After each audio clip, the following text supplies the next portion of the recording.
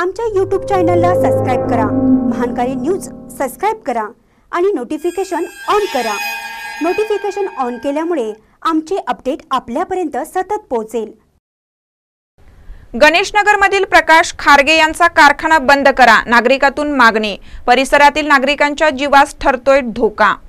इचलकरंजी येथील गणेशनगर गल्ली नंबर 2 मध्ये सुरू असलेला प्रकाश खारगे यांचा एअरजेट रॅपेरचा कारखाना परिसरातील नागरिकांना धोकादायक ठरत असून तो बंद करावा अशी मागणी नागरिकांनी निवेदनाद्वारे केली आहे।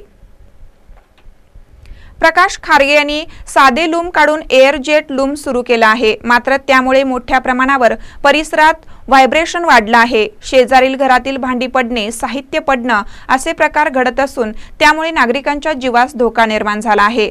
तर लहान मुलांचा अभ्यास होत नसून त्यांचे मानसिक संतुलन बिघडत चालले आहे। आसपास 2 ते 3 मजली इमारती असून त्यांनाही या व्हायब्रेशनमुळे धोका पोहोचत आहे। इमारतींना भेगा पडल्या असून कोणत्याही क्षणी त्या कोसळण्याची आणि मोठी जीवितहानी होण्याची शक्यता आहे। याबाबत खारगे यांना परिसरातील नागरिकांनी वारंवार सांगूनही ते दखल घेत नाहीत। त्यामुळे नगरपालिका प्रशासन, प्रांताधिकारी आणि प्रदूषण नियंत्रण मंडळाने या प्रश्नी गांभीर्याने लक्ष घालून तातडीने कारवाई करावी अशी मागणी परिसरातील नागरिकांनी केली आहे।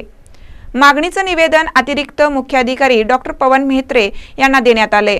निवेदनावर विलास पोवार, विजय शिंगे, संजय शिंगे, शिवाजी एकल, संजय जाखले, विजय एकल यांच्यासह संजय पवार, राहुल शिंगे, बजरंग निलाखे, सिकंदर सुतार, युवराज पताडे, विशाल एकल, अविनाश शिंदे, सचिन पताडे, सुशांत सिंगे, राहुल जाखले, भैया पाटील, अवधूत मोरे, गजानन कदम, संतोष काशीद यांच्या सह्या आहेत।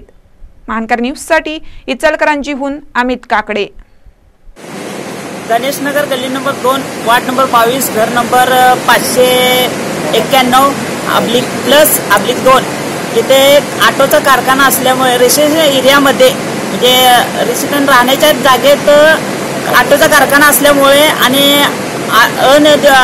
अनियंत्रित कारखाना बांधल्यामुळे ऑपरेशनचा 5 कुटुंबांनी एकदम त्रास होत आहे आणि इमारती पडण्याचा धोका आहे आणि परत लहान मुलांचा अभ्यास वगैरे मानसिक संतुलन आमचे बिघडत चाललेलं आहे।